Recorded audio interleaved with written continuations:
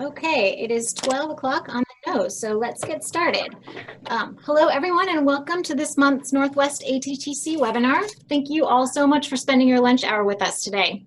My name is Meg Bruner, and I'm an information specialist with the Northwest ATTC, and I'm hosting the webinar today while the normal host, Bia Carlini, is out of the office. Before we get started, just a couple of quick announcements. First, if you have any questions during the webinar, please type them at any time into the chat box. At the end, I'll be reading those to Dr. Price so that she can respond to them. Let's see if I can change the slide here. There we go. All right. Second, next week, you will automatically receive a certificate of attendance for participating in today's webinar, which you can use to get CEU with some organizations. It'll come to the email address you used when you registered. So if you're watching this with someone else or in a group, please be sure to email us the name and email of the people that you're watching it with so that we can also send them certificates as well. Later today, you'll also get an email from us that has a link to a survey. Please take a few minutes to fill that out. It's very brief and it's really helpful for us to get that feedback. I'll also be including in that survey a link to the slides from today and to a video recording of this webinar as well. All right, on to today's event. Our speaker today is Dr. Cynthia Price. She is a research professor at the UW School of Nursing, Research Associate Director of the UW Osher Center for Integrative Medicine, and Director of the nonprofit Center for Mindful Body Awareness. Dr. Price teaches and researches mindful awareness in body-oriented therapy, or MABT, and has received funding from both the National Institute on Drug Abuse and the National Center for Complementary and Integrative Health. She will be presenting today on the use of MABT as an adjunctive treatment to reduce the risk of relapse. All right, so I'm going to transfer control of the slides over to you, Dr. Price. Great. Thank you, Meg. Hello, everybody. So just a little bit more background on me. I have been doing research on this approach that I'm going to be talking to you about today for about 20 years. And before that, I was in private practice as a body psychotherapist. And so this work is work I've been involved in for a very long time, about 40 years. And I am now going to see if I can change the slide. Let's see, what do I need to do? Just click on the screen once and then try your down arrow or right arrow key or your mouse button or spacebar or all four. There we go. There we go. So in today's presentation as an overview, we're going to first talk about some of the definitions and overlapping constructs of body awareness, interoceptive awareness, and mindfulness. And then I'll be talking about interoception, substance use disorder, and regulation, and what we know about these three and how they interface with each other. I'll be talking about this particular approach called mindful awareness and body-oriented therapy and components of it that you might also be interested in trying to integrate into the work you do, perhaps with your clients. We'll do an experiential piece during today's presentation to give you a little personal taste of this work and the components of it. I'll be talking some about research findings just so that you have a little bit more information about what we've done with research and what we've seen using this approach for people who are in treatment for substance abuse. And then talking about ways you might integrate some of this work into your practice. And then we'll have time for questions and answers at the end.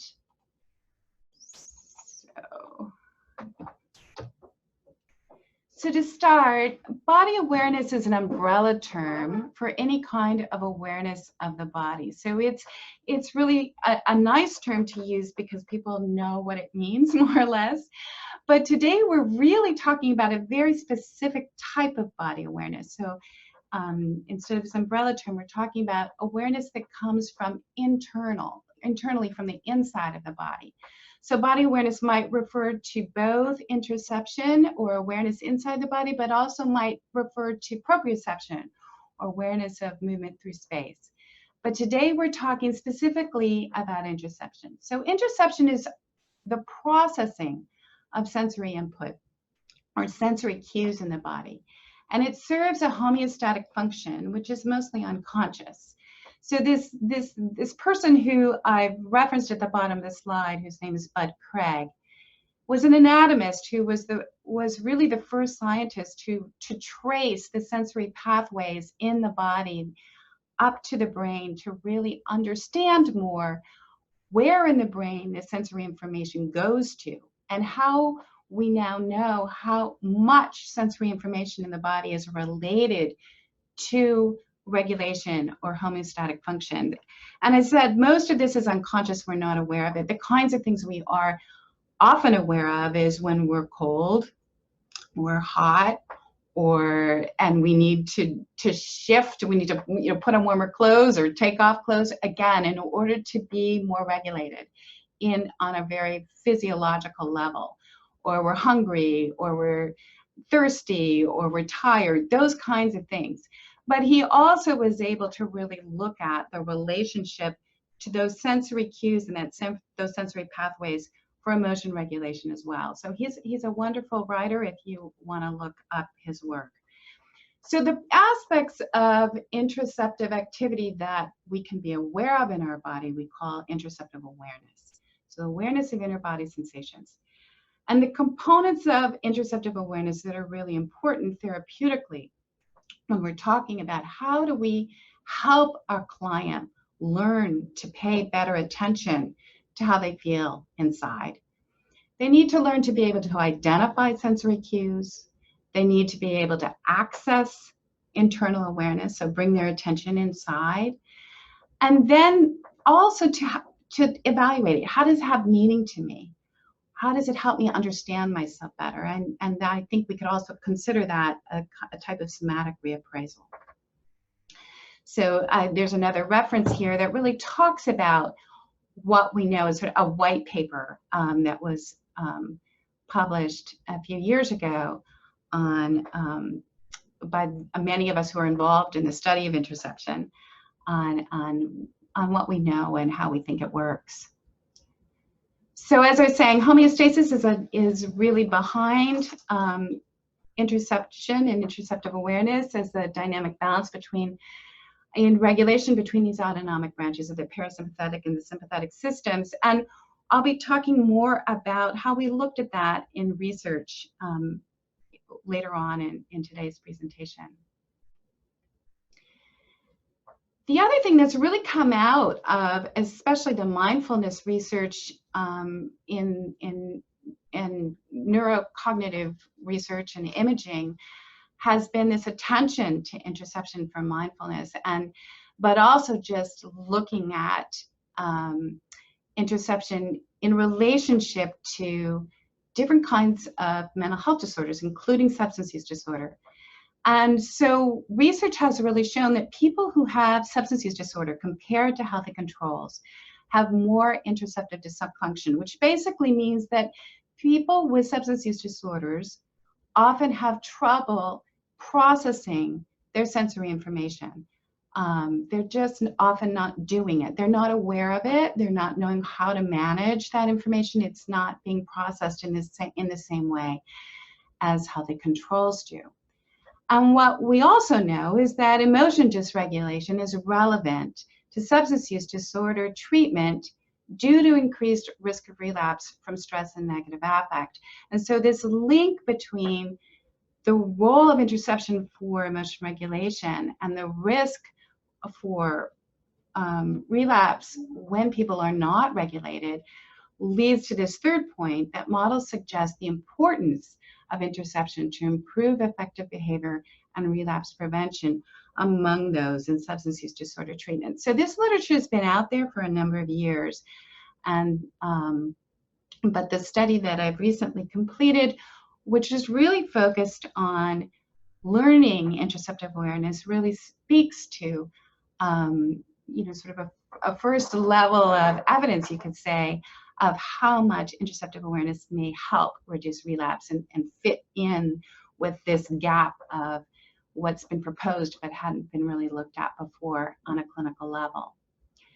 So one thing that I think is really important to talk about is this overlap between interoception and mindfulness. So for those of you who are familiar with mindfulness approaches and mindfulness meditation, you probably know this, that paying attention to sensory awareness in the body is fundamental to mindfulness, and often is really introduced by people paying attention to their awareness of the inhale and exhale of the breath, which brings the focus internally to the body and to those sensations in the body as we breathe.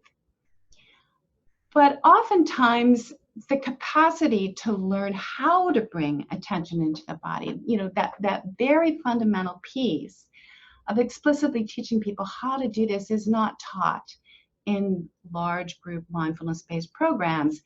And people who avoid awareness of their bodies often need individualized support in order to learn it. And so that's where this work comes in, is that it is delivered individually most of the time. It doesn't mean you can't integrate it into a group, because I think you can, but the individual work that we do in our research really suggests how important it is to be able to teach these skills in a very, very individualized way. So we do see that people who are in substance use disorder treatment are often disconnected from their bodies. They have a lack of physical awareness of their tension, of their pain, of their stress, how it really feels, where it really is in their bodies. They often have a lack of emotional awareness and a lack of awareness of the link between physical sensations and emotional sensations. And so those are the kinds of things that interoceptive awareness training can really help with. So this approach, mindful awareness and body-oriented therapy, teaches interoceptive awareness skills, and the explanatory model is that through learning these skills, people learn to have more tools for emotion regulation, and that leads to improved health in the most basic model. So the way we teach this is through these three stages. We teach it incrementally. So when people tend to not pay attention to, or be very familiar with paying attention to how they feel inside, they often need to learn things slowly and feel comfortable moving their attention internally. So we start very basic with what we call body literacy, which is the ability to identify sensory awareness. And then we move into using interoceptive awareness exercises to help people access their internal bodily experience. And then finally, in the last phase of this training, we focus on developing the capacity for sustained attention in the body. And that's really the more of the mindfulness piece. And that leads to the somatic reappraisal or evaluation of experience. So I'm going to talk more about each of these. But first, what I'd like to do right now is, if you're willing, join me in an experiential piece where I will guide us through for approximately 5 to 10 minutes in a little experiential meditation where we're going to be focusing on these 3 different components of this intervention. First, more on this body literacy piece, then more on bringing attention, accessing internal awareness, and then more on sustained presence internally in a very specific area of the body. So to start, if you're in a place where you can do this, which I hope most of you are, if you could really get comfortable in your chair, and put your feet on the ground, uncross your legs, allow your back to come really into the back of the chair so that your whole back is feeling supported in the chair. And then just take a minute to really feel the weight of your body drop into the chair, the weight of your back against the back of the chair, the weight of your thighs, the backs of your thighs on the top of the seat of the chair. Really feel your feet on the ground. And if you're feeling comfortable, if you could allow yourself to close your eyes and just feel yourself come in as you take a number of very long, slow breaths. Again, noticing your body, noticing the weight of your body in the chair and your feet on the ground, and slowly bringing your attention more and more and more inside. And with another nice long deep breath, just allowing the thoughts of the day to get quiet, allowing your eyes to sink toward the back of your skull.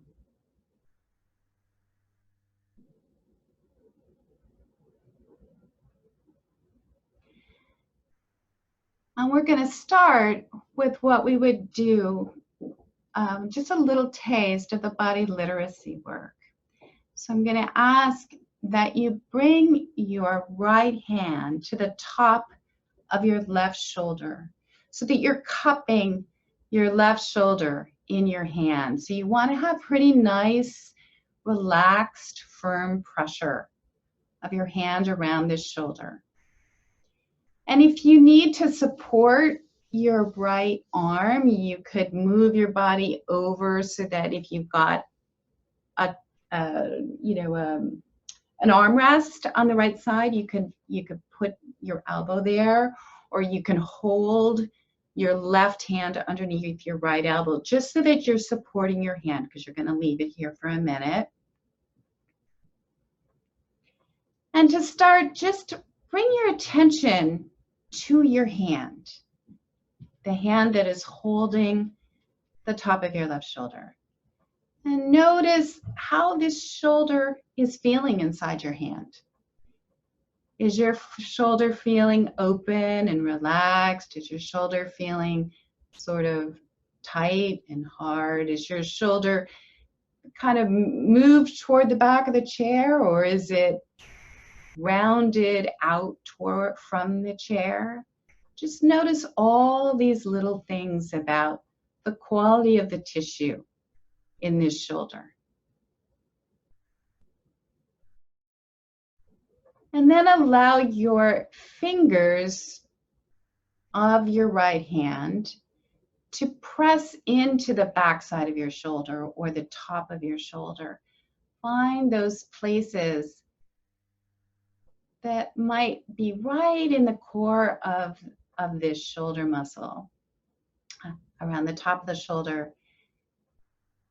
And notice how that feels. How would you describe the sensation of the tissue underneath these fingers to yourself? Would you describe it as tense, as open, as relaxed, as hard, as ropey, as achy? What do you experience? And what words would you use to describe it? And you can say them out loud to yourself or just in your head to yourself, just noticing and articulating what you identify in your sensory awareness.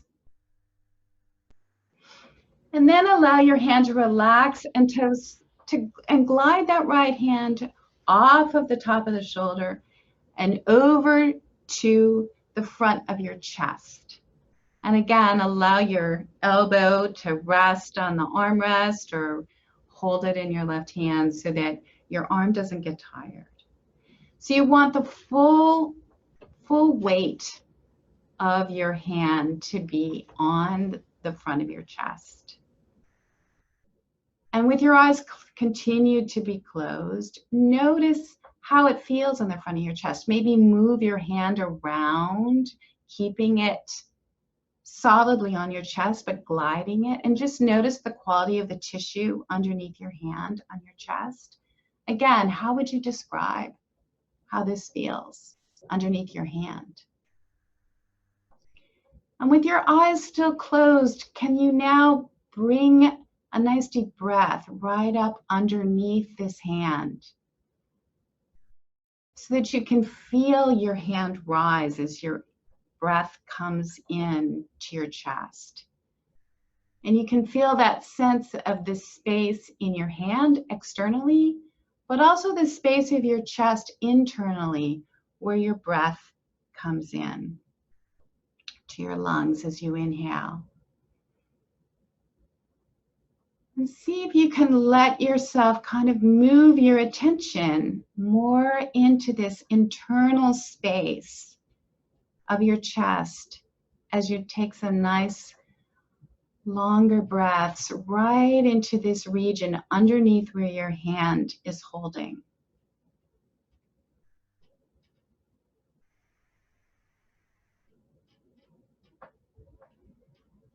And now I'm going to invite you to, with your eyes closed, allow your attention to really drop right into this internal center place in your chest between where your hand is holding on the front of your body and where the chair may touch the back of your upper back. And if your attention can't drop down inside this internal space, that's okay. Then just keep attending to this sense of this space between where your hand is externally in the front and where your back is against the chair. And just allow yourself to stay with that. And for the others of you who can move your attention down, really experience that sense of bringing and landing your attention into this center space of your chest between your hand on the front and the chair on the back. And just allow yourself to land here on the inside, underneath where your hand is, and just notice how it feels to be inside your chest in this space. And anything else that you notice about the experience of being here.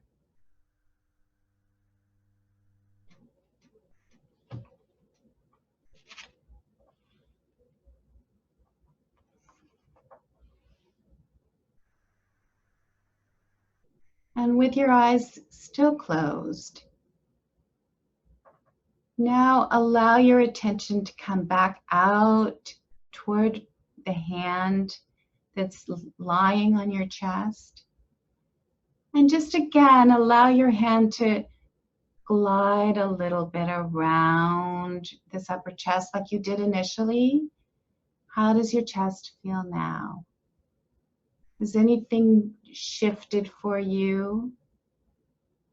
Yes or no? Just note what you notice.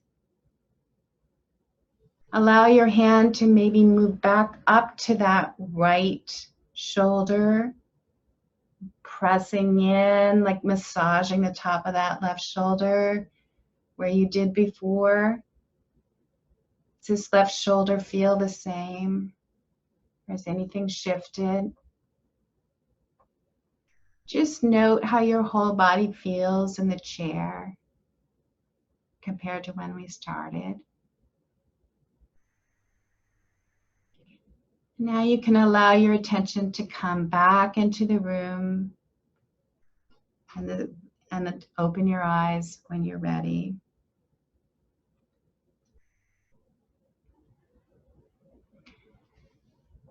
So thank you for joining me in that experiential exercise. I wanted to bring your attention to this next slide.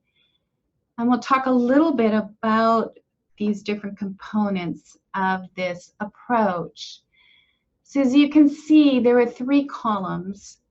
The first 2 sessions of this 8-week intervention are focused on the body literacy piece, really helping someone to find words to describe sensation. And we use touch or their touch to help them focus externally on their bodies. So we start more externally with this work to really develop some language about sensation and what they notice.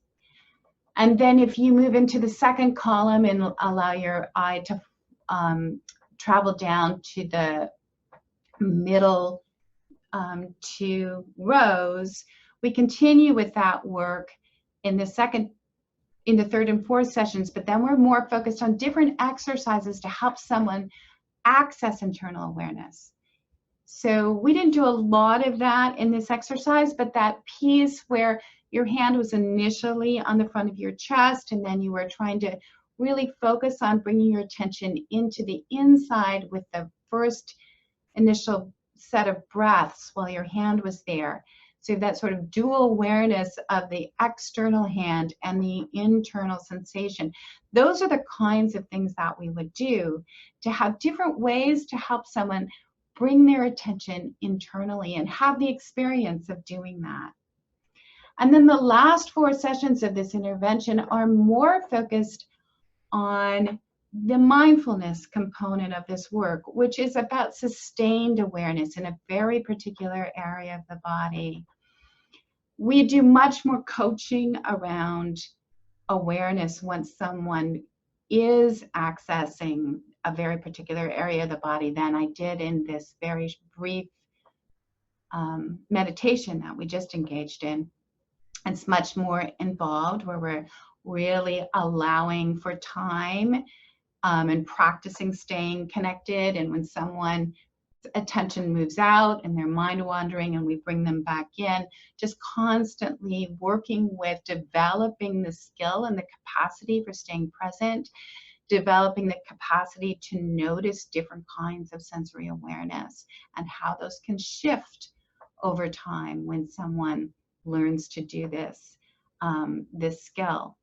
So as you can see, every session starts with seated. It's a seated check-in where we really are just talking and getting to know each other and talking about what they're aware of in their bodies, how they're doing emotionally, and that work and that information guides the focus that then is on this training component with the body literacy, the interoceptive awareness training, and the mindful body awareness practice. And then we are back to sort of a session review where we're asking the client to talk through what was really important and meaningful to them in this training piece. And through that, reflecting on their experience and what aspects of it they would like to practice and try doing at home in the interim week. So this gives you, I think, a little bit of an idea of how we teach this and the incremental components of it. And I'm gonna now move to this next slide where I wanted to start talking a little bit about what we learned from research using this work as an adjunct to substance use disorder treatment. And why do we study it? As I've talked about before, the main reasons are to try and prevent relapse. And we know that negative affect and stress are primary risks of relapse. So having people have as many skills as they can to be more aware of their affect and how they're stressed and how they know they're stressed, and then being able to engage in some self-care around that is really important. So the second bullet point here around dysregulated emotion being linked to interoceptive dysfunction and is thought to really influence treatment outcomes is another reason. And lastly, there are very high levels of interpersonal trauma for people in substance use disorder treatment, as I'm sure you all know, whether it's childhood physical, sexual abuse or neglect, or exposure to violence as adults. And so extensive trauma is often accompanied by a disconnection from the body as a way to cope with emotional and physical pain. And it becomes a habit that people really avoid paying attention sometimes. So this is another way to help people learn to change that habit and to feel more comfortable bringing their attention internally and noticing how their bodies and their emotions are oops, wrong way. So as an example from a recent study we completed with 187 women in outpatient community treatment, all of them had a history of interpersonal trauma, and it was quite extensive. So a lot of these women who, with here you can see 82% had a history of domestic violence, 39 assault by a stranger, As an adult, 48% childhood sexual abuse, and 37 reported physical abuse as children, but many of them had all of these. So their trauma exposure is extensive. 68% screened positive for PTSD, which is very common in community treatment samples. But almost not, 50% of them had no prior mental health services. So there's just so much need and so many occurring conditions, and so much disconnection from the body a lot of times because of this trauma history. So here I want to just show you that people can really do learn these skills. So there is a scale called the Multidimensional Assessment of Interoceptive Awareness, which is really designed to be able, as it's a self-report measure, to be able to see whether people are learning the skills that we're teaching them when we teach them interoceptive awareness skills. So there's some items, for example, on the right from one of the scales on this larger assessment tool that are specific to emotion regulation. So I'll just read them out loud with you. When I bring awareness to my body, I feel a sense of calm. I can use my breath to reduce tension. When I get caught up in thoughts, I can calm my mind by focusing on my body. When I feel overwhelmed, I can find a calm place inside. So I'm showing you this slide to show you that those who got this intervention compared to treatment as usual, which is one of the lines on the bottom, and compared to an active control condition, which was a women's health curriculum, you can see that there was a large increase from pre to post intervention. That really indicates that people were learning these skills and using them. And it was a very significant finding pre to post. We had a p-level of 0.002, and at 12 months out, so 9 months after receiving this intervention, we still saw a very large group by time interaction. And these have been published, so you can look at these if you're interested in more of this. Similarly, we had the BDI, the brief, the back depression inventory at the top, and the difficulties in emotion regulation scale, the graph at the bottom. Those who got all of the sessions, which this shows 4 lines. So we have the treatment as usual in the women's health group, but we also have a line for those who were assigned to get MABT but did not actually attend the intervention compared to those who did. And you can see that pre to post we had quite a significant drop in depression symptoms and self-reported emotion dysregulation. These have also been reported, but I just wanted to show you the graphs. Substance use was our primary outcome. And you can see here that we did 4 assessments over 12 months. The second bullet point, or points that are to the left of the graph, was at 3 months post-intervention. Everyone at this point is just finishing intensive outpatient treatment. This is that same group of 187 women. And all 3 groups were reporting the same amount of abstinence, which was quite high from substance abuse, and they're all in abstinence-based treatment. At 6 months, which is the next point on the graph, the treatment as usual group has dropped in they're using more substances compared to those who were getting the attention and the training of MABT or the women's health curriculum, and they're all still mostly in treatment. Their intensive outpatient treatment has completed, but there's still most of them coming to continuing care, so about 2 times a week. By 12 months, nobody's in treatment anymore. And then you can see that it's only the MABT group that has maintained the same level of reported abstinence from substance use. And all of them are pretty high in terms of their abstinence levels that they're reporting. This was a very motivated group. Most of them were involved in child protective services and were at risk of losing their children. But there's still a group by time and significant difference between the MABT group compared to the treatment as usual group at 12 months on substance use. And we also looked at psychophysiological regulation indicator of heart rate variability, which is also called respiratory sinus arrhythmia. It measures the parasympathetic or regulatory influences on heart rate. And you can see that at, these are again the same time points that we measured this across the year of the study.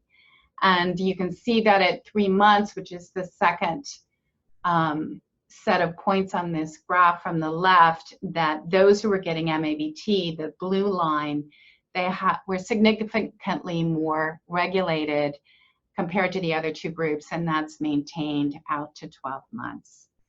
So this was interesting because it's a pretty gross measure of emotion regulation, but it really does support these neurocognitive models that interoceptive training influences regulatory capacity.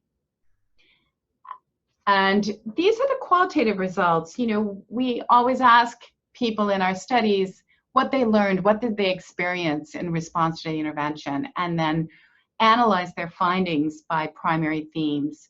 So these were the primary themes that the women who engaged in this intervention that came out of their qualitative written questionnaires about their experience. One was increased awareness to bodily self. I had tuned out of, these are examples, I had tuned out the rest of my body. Now I check in with my body as a whole. Another person wrote, I'm more in tune with different parts of my body. I can tell where I experience sensations. Another theme was the link between emotion and sensation. One person wrote, I can make connections between cravings and where they exist in my body. Another person wrote, I learned to connect mind, body, and spirit. This is the turning point to freedom. Another theme was regulatory skills. And we have 4 examples here. One person wrote, I learned how to relax and calm myself. Another person wrote, I can put myself in a place that's peaceful. Another wrote, I can use emotions versus have them use me. And a 4th person wrote, it gave me coping skills when I'm in a stressful situation. And the last theme was acceptance. And someone wrote, I learned to listen to my body, not fix it. Another person, I learned to just let them be, my feelings. And another, I learned to honor my emotions, even if they are negative. And you can see how that is very much also, I think, an indicator of emotion regulation skills. So I'm always impressed when we ask these folks how much they use these skills in daily life long after the intervention is over. And it's 6 months. So we've done multiple studies, and this study is representative of what we've seen in other studies as well. At 6 months, 75% of these women reported use of these skills in the past 3 months. And you can see 15% said they were using them once a week, 32% several times a week, and 19% said they were using these skills daily. And at 12 months, we had similarly a large proportion of the women who were exposed to this intervention saying they were using these skills regularly, once a week, 33%, several times a week, 14%, and daily, 21.6%. So I think when we see these, outcomes that were maintained to a year out, that it's often because they found these skills so important to them that they continue to use them, and that really influences this. We did a focus group on a study that was a different group of women in substance use disorder treatment, a prior study, where we asked the women about a year and a half after they were exposed to this intervention.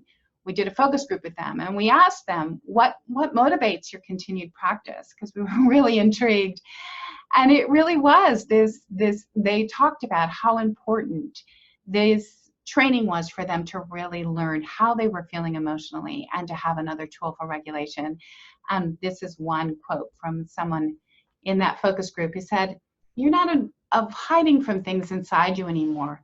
I think that pretty much had a lot to do with my use. I was trying to cover up feelings, trying to cover up emotions. It was how I coped with life. MABT gave me the ability to focus on things in a different way, It's a very unique way to think about things that are within me and connect to my body, to my mind, my spiritual duality, and being able to connect everything inside. So in terms of research highlights, we're really seeing that a very distressed sample can learn these skills in a short time, and that a lot of the their use and report of these skills and other outcomes are many of them are maintained at 12 months. Reduces substance use and craving. I didn't show you the craving result, but it was also significant at 12 months. And it increases emotion regulation capacity that we can see psychophysiologically supporting cognitive neuroscience models. And now I want to talk a little bit more about really using this work in treatment, whether it's, you know, this slide, which is really about integrating it into community treatment, but also about what you can do if you're interested. We published this in 2012, a while ago, a paper on lessons learned and what it was like to integrate this work within a community treatment, substance use treatment facility. And, you know, sort of the take-home messages is it's really feasible to recruit and retain. We were working only with women in this particular study, to MABT as an adjunct to treatment. That acceptability of this intervention for people in substance use disorder treatment is very high. We were bringing therapists in from outside the clinic, which is feasible to do, but it really is very important that they have a fair amount of connection with the staff, and that they're known, that people trust them, that there's some interaction between them and staff, and there's a capacity to really talk about any concerns about a client in treatment. And that's, you know, really develops this sense of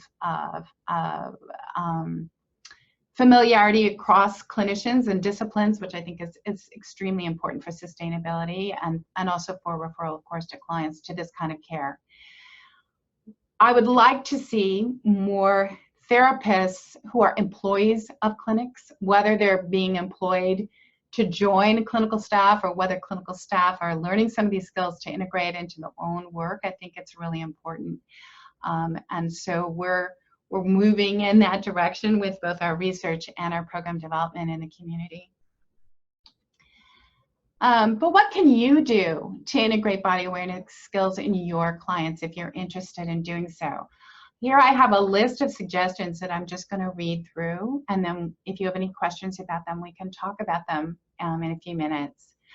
So one is to focus on present moment experience, the emotions, the physical sensations, and any body awareness that a client has when you are doing any kind of therapeutic interaction or psychotherapeutic education, whether it's in a group or individual session, and included in any kind of didactic materials that you might present.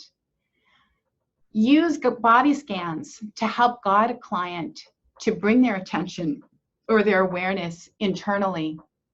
And if you don't feel comfortable leading something like that yourself, you can find meditation apps and body scans online and try them out yourself. And if you like them, you can bring them in and use them as a way to help your clients do this kind of process.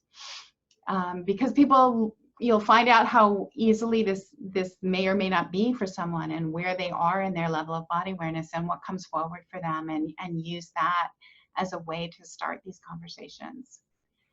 Ask your client about how their body feels whenever they express emotional distress, in order to promote this linkage between their bodily sensations and their emotional sensations, their physical sensations, their emotional sensations, that kind of integration. Similarly, ask your clients how they feel emotionally when they express physical distress, especially for people who have chronic pain or a lot of tension or somatic kinds of conditions that they talk about. Focus on simple sensations in the body for grounding and for centering, just like we did in the very beginning of the experiential exercise. Their feet on the floor, their butt in the chair, to help someone feel their ability to calm down and to use their body as a way to do that, especially when someone's feeling stressed. and then have them notice the difference. And it's very, very simple thing, but it is very profound. And suggest take-home practices that promote body awareness. As you can see in our research, that ends up being extremely important, not only in the learning process, but in the using something and practicing it over and over is extremely, extremely important for things to continue and get integrated into someone's daily life. So what supports a client learning these skills? The trust and safety in the therapeutic relationship is very, very important, because so many people feel uncomfortable doing this. It's not familiar to them. They've developed a lot of habits for avoiding their bodies. And so feeling safe with you, feeling safe in the context in which you're presenting this information and asking them to do that is super important. Your capacity as a therapist to engage in self-presence is really important as well. So anything you need to help you develop that in yourself will be able to support your client doing it as well. Your familiarity teaching and assessing client mindfulness or body awareness skills, again, if you know how it feels and how it looks when someone has brought their attention in, you'll be able to better facilitate that in someone else. And the ability to individualize strategies for learning some of these skills and for home practice. Every person is different. They're going to need different pacing, different kinds of ways in which they learn this will require different strategies. And so one size does not fit all. So the incremental teaching approach, a lot of encouragement, using where they're at as a guide for what you need to do in order to teach these skills. As I said, it's really individual. And that's the real art of this work. These are very fundamental skills, and the challenges are really about the teaching it. How do you help someone learn? And then again, the integration of these skills in daily life is really key. So with that, I'm going to move us to time for questions. All right, great. Thank you so much, Dr. Price.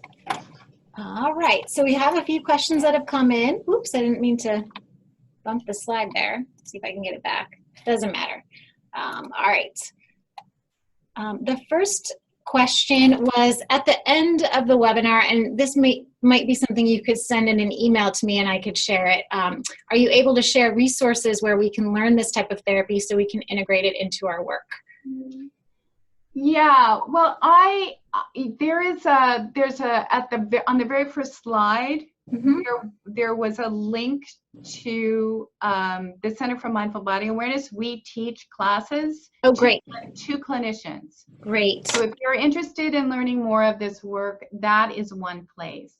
Great. There are also others who teach similar types of approaches. It depends on how much you want to go into the psychological end, the mindfulness end, and I'm happy to talk to anyone about the various resources in the area or nationally.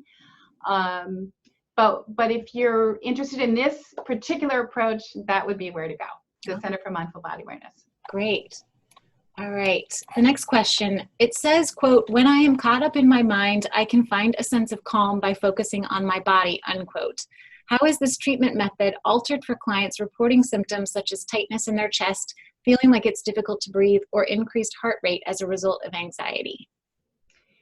So we do this work very slowly so that we're really making sure somebody feels safe and comfortable as much as they can all along the teaching pathway. So if someone is feeling anxious, we back off and try and do this work in a way where they don't feel anxious, or the focus is on an area where they don't feel anxious. And so we start with trying to make it as comfortable as possible for teaching the skills, and then when someone feels more comfortable with exploring their anxiety or exploring an area of their body that might not feel so comfortable, then we move into that at a pace that is comfortable for them. So there's always that therapeutic window. of it not being overwhelming and too much, but also something that maybe help them get more information, which may lead them into really paying attention to things that are slightly challenging for them, right? So we're riding that line just like most therapeutic approaches do. So I hope that answers that question. I can talk more about it individually if you'd like. The next question I think is probably similar. Someone asks, with highly traumatized clients who trigger when focusing on the body, do we spend more time in stage 1 and 2 or proceed at a shallower level? So that would be probably the same approach for that. That's true. That's right. And the, in an 8-week intervention, we have to, we kind of move through all of these in that order, in that pacing. But for somebody who can't go very deeply into this work, it might look a little more shallow, or we might spend less time in certain kinds of exercises than for somebody else. Mm-hmm. In clinical practice, you can take your time. You don't have to do this in 8 weeks, right? So you can spread it out. Okay. So what information do you have for the co-occurring population with any mental illness and those with severe mental illness? Has this been applied to anger management or violent patients? It has not.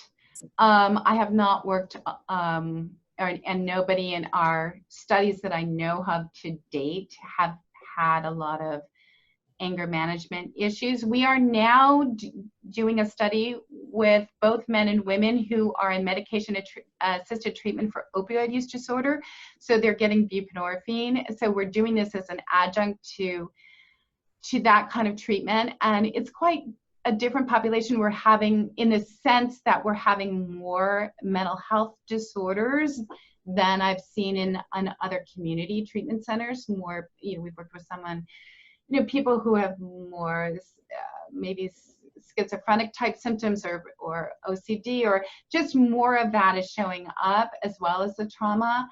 And again, we just have to go at the pace that someone's able to manage. Mm-hmm. Someone asks, is there a certification in this approach? Yes, we do provide certification. Okay. What about, do you have any scripts you can share to lead patients through mindfulness exercises? I do not. Those, if you were to train in this approach, you would be given some of those, but I don't have those available just in general. There is a publication which I have that's available to anyone in Frontiers in Psychology that outlines vignettes of this approach, where there's some scripted pieces in there that you could look at if you were interested in getting an example that's more clinical of how this work unfolds.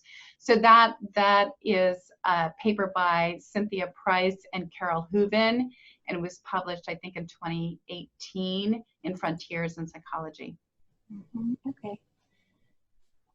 All right. If a clinician is not formally trained but chooses to learn this approach themselves and then teaches it to a group, would you consider that a violation of any ethics or laws?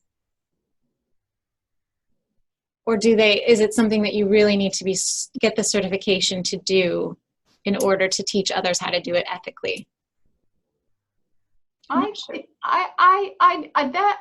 There's no certification. There are no laws that prevent you from doing this work. There are laws around scope of practice. Mm-hmm. So you need to be in your scope of practice for whatever you do. We don't, if you're not in your scope of practice for either psychotherapeutic capacity, or if you're using touch, but that's out of your scope of practice. Like, we use touch, we work a lot with touch because we work a lot with body workers who are doing this work as well, to teach these skills. So it depends on your scope of practice, right? So if you feel comfortable, you have mindfulness skills, you have trained in ways to really work psychotherapeutically with someone and explore some of this. That's why I made that list. You're welcome to try some of it. Mm-hmm.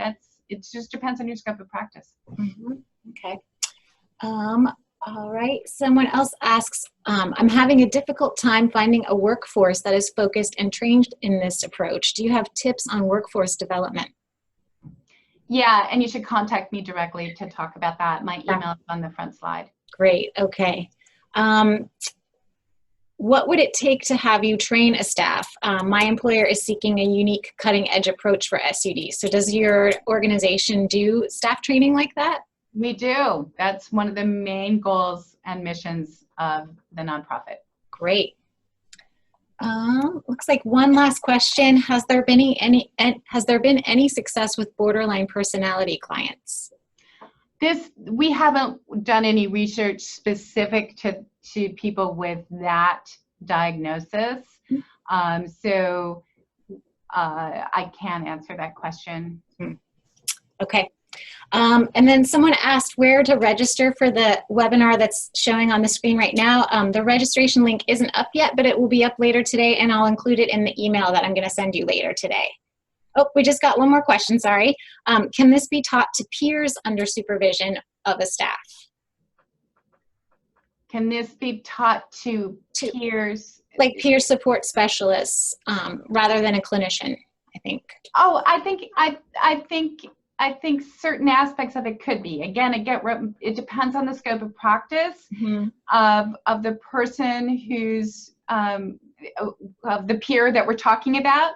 But yes, a lot of this work can be done, or aspects of it can be integrated into group treatment, into individual treatment by CDPs, by social workers, by nurses, by all sorts of different disciplines.